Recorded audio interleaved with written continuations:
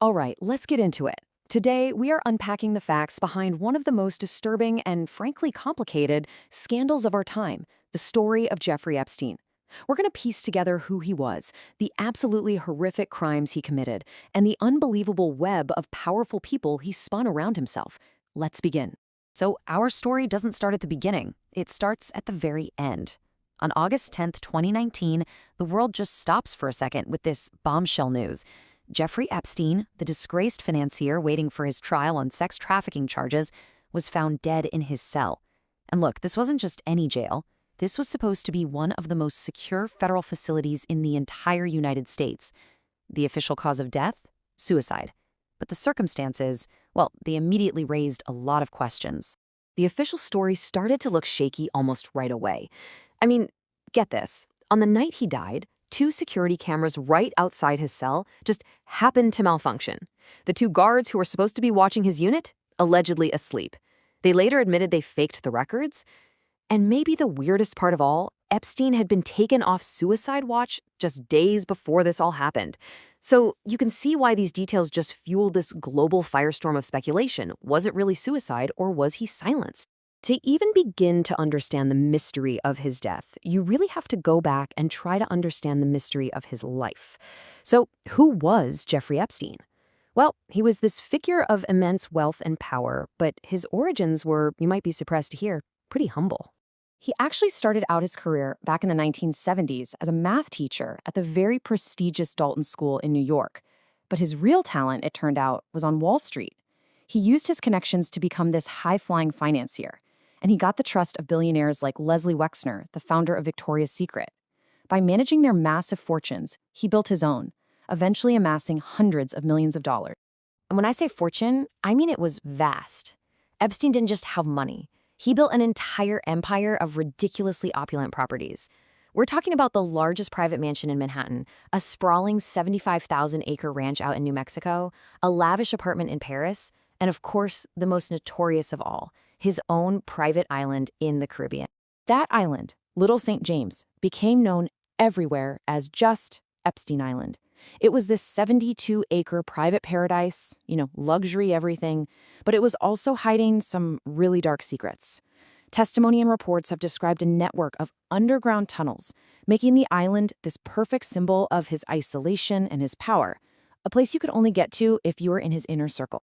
And that brings us to the next absolutely crucial piece of the puzzle, the company he kept. See, Epstein didn't just collect properties, he collected powerful people, and he created this network that basically protected and enabled him for decades. The main vehicle for all these connections was his private Boeing 727, which the media infamously nicknamed the Lolita Express. This jet wasn't just for getting from point A to point B, it was like a mobile social club, connecting Epstein to some of the most famous and influential people on the entire planet.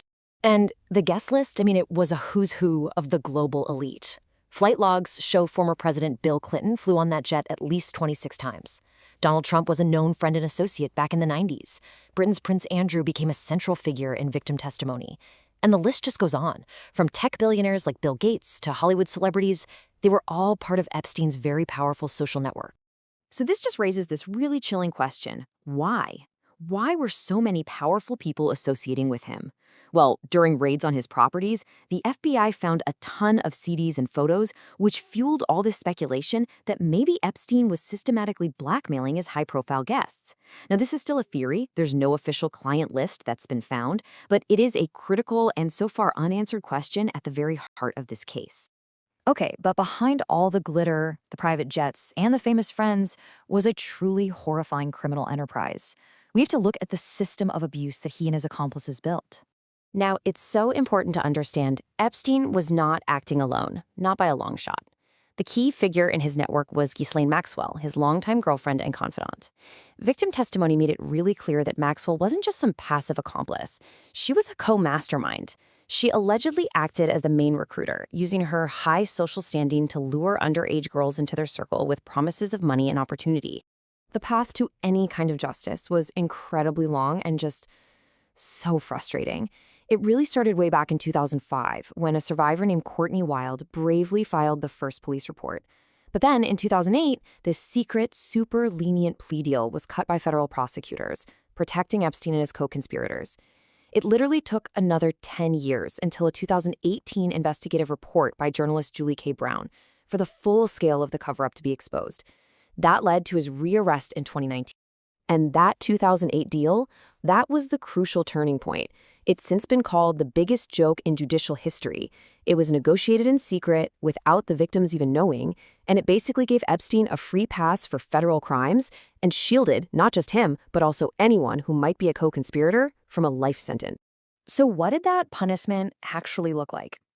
Get this, he was sentenced to 18 months in a county jail, but he only served 13. And what's just astonishing is he was granted work release, which let him leave the jail for up to 12 hours a day, 6 days a week, to go run his business from his office. For the victims and for the public, it was a sentence that just screamed special treatment for the rich and powerful. So, Epstein's death in 2019 meant he would never actually face a jury. But that was not the end of the story. Let's take a look at the aftermath and the consequences for the other key players involved. While Epstein escaped a final judgment, some accountability has been delivered.